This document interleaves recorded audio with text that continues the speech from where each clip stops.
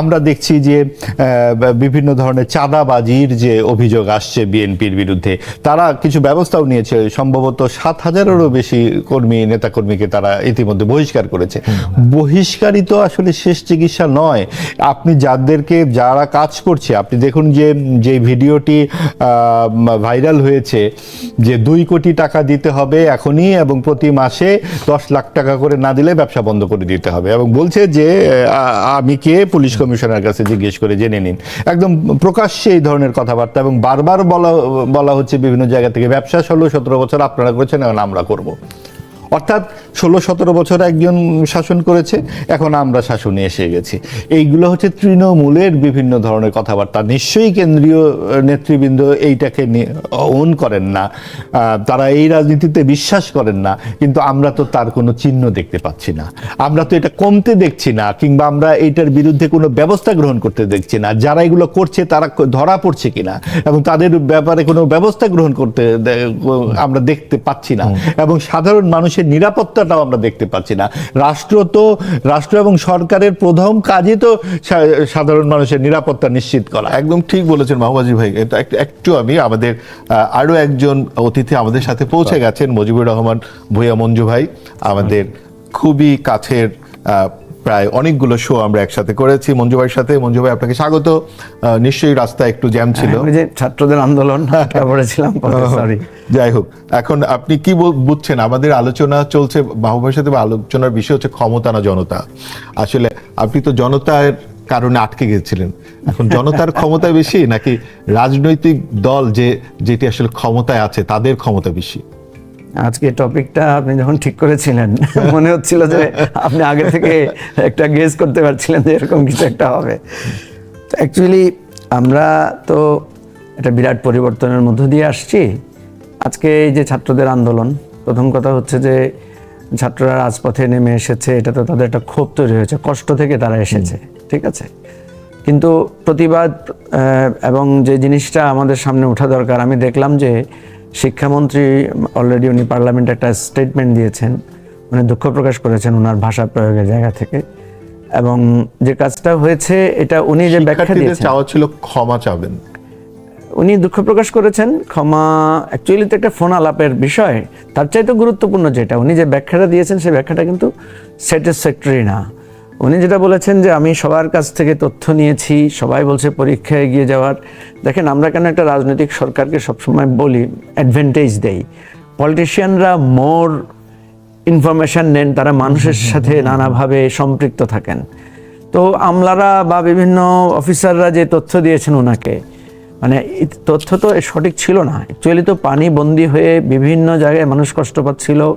এবং উনি যেটা আজকে বলেছেন যে কুমিল্লার একটা কেন্দ্রে শুধু সমস্যা হচ্ছে, তা তো না, ঢাকা শহরের একদম প্রাণ কেন্দ্রে আমি দেখলাম লিটল উইলস কেন্দ্রে, মতিঝিল বা পল্টন এলাকায়, সেখানে বাচ্চারা কোমর সমান পানি পেরিয়ে যাচ্ছে। বা ধরেন মানে অনেকগুলো ম্যানহোল খোলা, ম্যানহোলে পড়ে গেছে, বিভিন্ন ছবি আসছে। সবচেয়ে বড় কথা হচ্ছে ইন্টারমিডিয়েট লাইফটা আমরা সবাই তো পার করে এসেছি। আচ্ছা, একটা জিনিস বলেন তো, আমি এটা মঞ্জু ভাই জানতে চাই, হয়তো বা আপনি একদিন সরকারের কোনো বড় মন্ত্রী বা হবেন, মানে এই যে যখন বিরোধী দলে থাকে তখন মানুষ জনতার কাতারে থাকে, কিন্তু ক্ষমতায় গেলে তারা তখন জনতার যে কোনো দাবিকে তারা ষড়যন্ত্র হিসেবে দেখে কেন? না, এটা খুবই দুঃখজনক। দেখেন, এই যে এহসানুল হক মিলন ভাই আমাদের তো খুবই ক্লোজ, আমাদের সবারই জানাশোনা মানুষ। উনি, ওনার একটা অতীতে একটা সাকসেসফুল ইভেন্ট ছিল, ওনার একটা ক্যারিয়ার ছিল, কিন্তু আশ্চর্য হয়ে গেলাম উনি বসার পর। আমার এখানে একটা আমি ভিডিও দেখলাম, আপনাকে দেখাতে পারি, ওনার বডি ল্যাঙ্গুয়েজ, ভাষা, কথাবার্তা, মানে মনে হয় যেন উনি ক্ষমতায় গিয়ে পরিবর্তন হয়ে গেছেন। এই জায়গাগুলো কিন্তু আপনি একটা মৌলিক জায়গায় ধরেছেন। এটা হয়তো আমাদের সাইকোলজিক্যাল প্রবলেম, যে আমরা যখন এই পাশে থাকি তখন একটু মোর পিপল ওরিয়েন্টেড থাকি, আর যখন ওই পাশে থাকি তখন আমি একটা ক্ষমতার চশমা দিয়ে সবকিছুকে দেখার চেষ্টা করি। এবং আপনি ধরেন এমপি হলেও তো নিশ্চয়ই ফেরিকে মাঝপথ থেকে ডেকে নিয়ে আসতেন, আসতেন কি বলেন মঞ্জু ভাই? ধরেন আপনি এমপি হলেন, আগেরবার আপনার বাড়িতে যেতে ফেরি লাগে, ফেরিকে কি মাঝপথে থামিয়ে নিয়ে আসবেন? না, প্রথম কথা হচ্ছে যে এটা তো খুবই দুঃখজনক যে কথাটা আপনি মাছের চাষ করেন, আপনি সুইচ গেট বন্ধ রাখলেন কারণ মাছ ভেসে যাবে, মানুষের বাড়ি ভেসে যাওয়া জরুরি না। না, আমি আপনাকে যেটা বলছি নিশ্চয়তা দিতে পারছি না আমরা, কারণ আমি সত্যি অবাক হয়ে যাই। ক্ষমতার জায়গাটা এমন জায়গা আমি দেখলাম যে মাহবুব আজিজ ভাই যে লাস্ট কথাটা আমি ওনার যেটা শুনলাম, চট্টগ্রামের ঘটনাটা উনি বলেছেন যে কিভাবে মানে ধরেন একটা কম্পিউটারে একটা মানুষ ভেঙে ফেলছে। আমরা যারা কিছুটা টেকনোলজিক্যাল কাজ video, করি, তাই বড় না, video। আমাদের তো একটু বুকে আঘাত লাগে যে মানে চাঁদাবাজির কোন জায়গায় পৌঁছেছে এবং থ্রেটটা কিভাবে দিচ্ছে যে পুলিশ কমিশনারকে জিজ্ঞেস করো আমার নাম। মানে তাহলে তো আমরা যেটা বলছি যে আমরা তো শুধু মানে শেখ হাসিনার বদলে তারেক রহমান, ঠিক আছে, বা ব্যক্তির বদলে ব্যক্তির পরিবর্তন, এটা তো একটা আমাদের ভোটের মাধ্যমে আমরা এমনিই পেতাম, বা ভোটের মাধ্যমে হলে এটা এইভাবে হতো।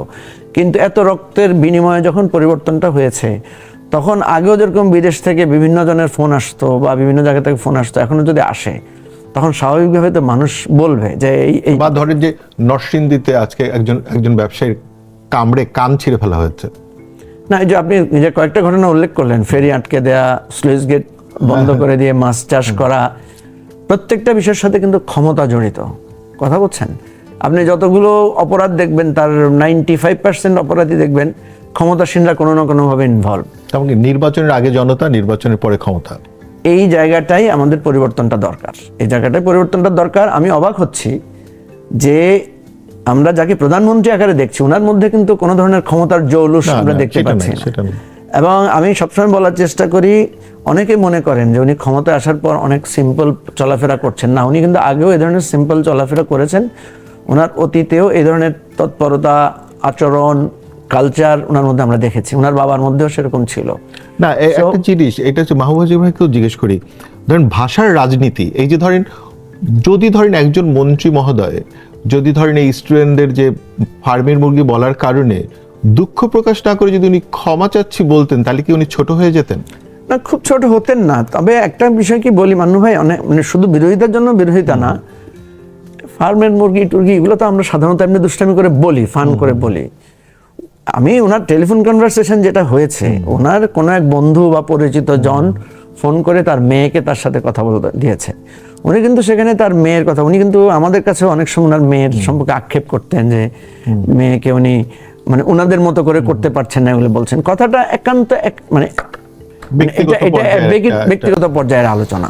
তারপরেও আমি মনে করি মানে ক্ষমা চাইলে কোনো সমস্যা নাই, কারণ উনি তো মাহবুব ভাই কি বলেন যে এই যে যেমন ধরে যে বাচ্চারা যে ম্যান হলে পড়ে গেল এবং গার্জিয়ানরা ধরেন এই নৌকায় করে নিয়ে যাওয়ার প্রচুর আমরা দৃশ্য দেখলাম বাচ্চাদেরকে, এই যে অনেক কিছু ঘটলো, হ্যাঁ, এবং 4টা জেলাতে সম্ভবত আজকে মানে এই ব্রেক থ্রুটা হলো।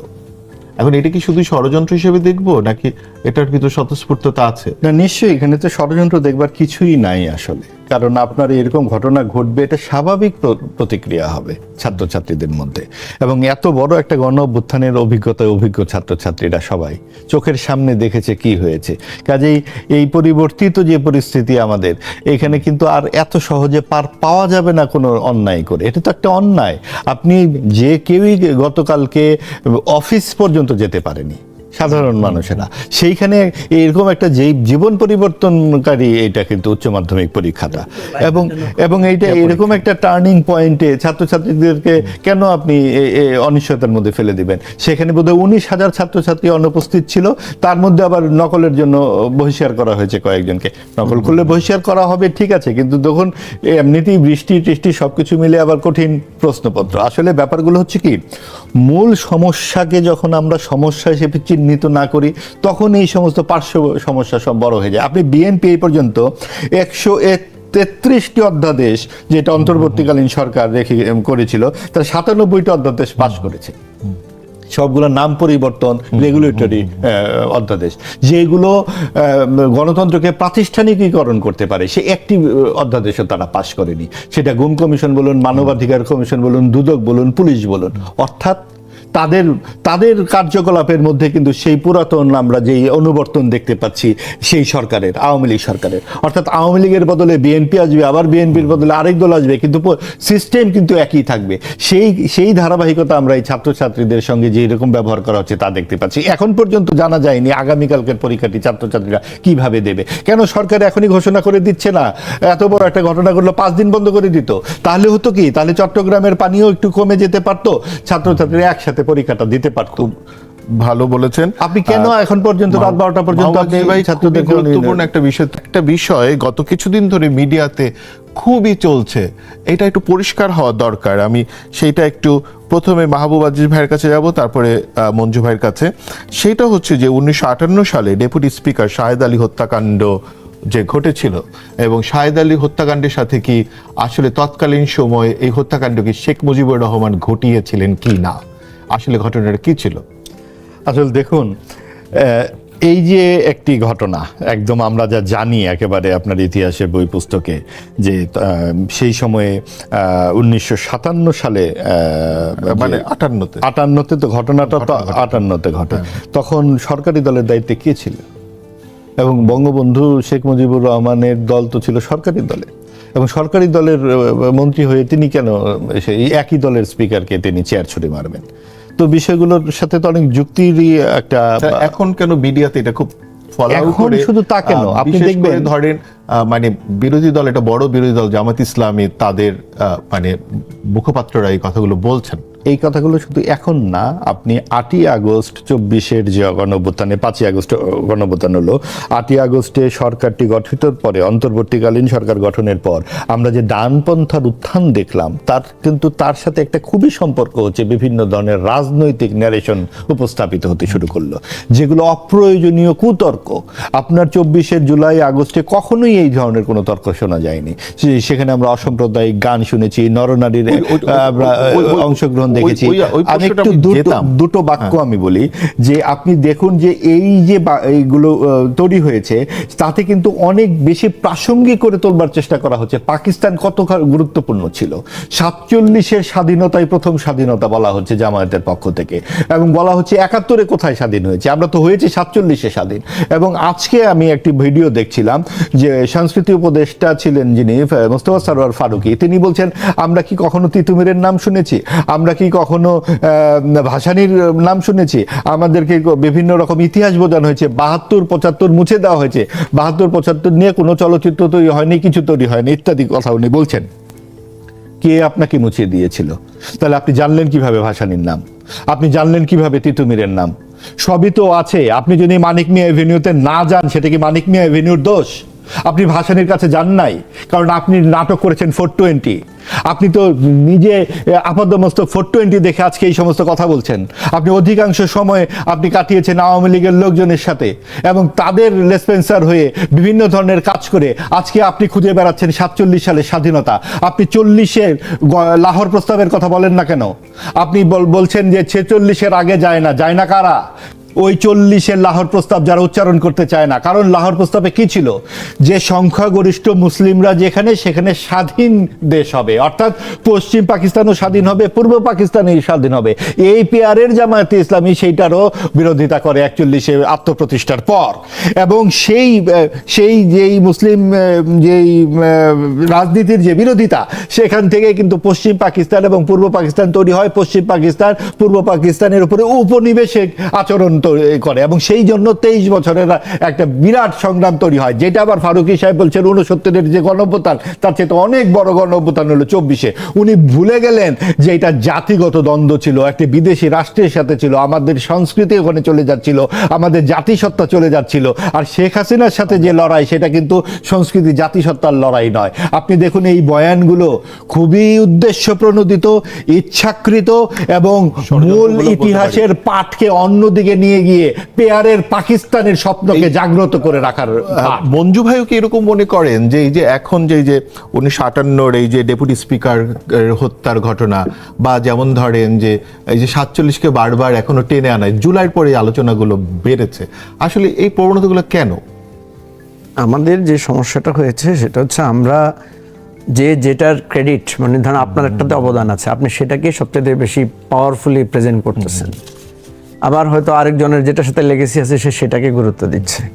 ইতিহাস তো কখনো মুছে যাবে না, ঠিক আছে? ধরেন আমরা যতই অবদানের কথা বলি, যত কিছু বলি, আমরা কি মানে 52 সালের ভাষা আন্দোলনকে মুছতে পারবো? মুছতে তো পারবো না।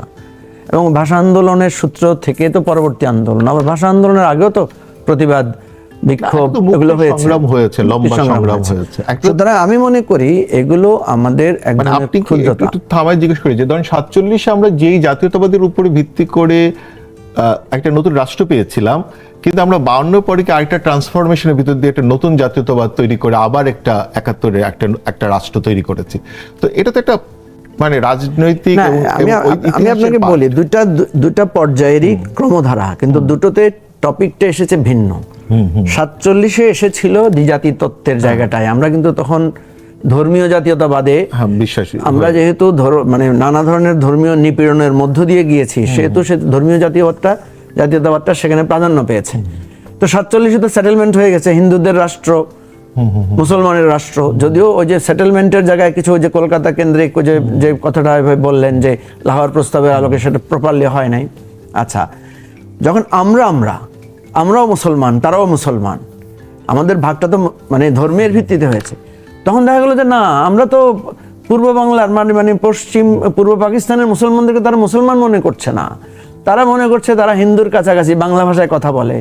এই যে বাঙালি মুসলমানদেরকে হেয় প্রতিপন্ন করার, শোষণ করার, অপমান করার, ভাষা দিয়ে করার, এটা থেকে তখন আমাদের ভাষা কেন্দ্রিক জাতীয়তা, আমাদের বাংলা দেশি জাতীয়তাবাদ বা বাঙালি জাতীয়তাবাদের জায়গাটা এখানে প্রমিনেন্ট হয়েছে। এবং এই জাতীয়তাবাদের ভিত্তিতে আপনি দেখেন শুধু এখানে বন্ধু ভাই, জি, যেটা আর কি বলতেছিলাম যে 1958 সালের এই যে শাহেদ আলীর কথাটা কেন বলছিলাম, ধরেন যে শেখ মুজিবুর রহমানের হয়তো অনেক সমালোচনা করা যাবে, কিন্তু আপনি ধরেন যার সমালোচনা করলেন তার ঘাড়ে কি এমন কোনো দোষ চাপিয়ে দেওয়া ঐতিহাসিকভাবে ঠিক কিনা যে যেটা উনি আসলে করেন নাই? দেখেন, এটা তো মামলা হয়েছে না তখনকার সময়ে, যে বিরোধী দলের সাথে সরকারি দলের সেখানে যে সংঘর্ষ হয়েছে, সেখানে কিন্তু 12 জন এমএলএর নামে স্পেসিফিক মামলাও হয়েছে।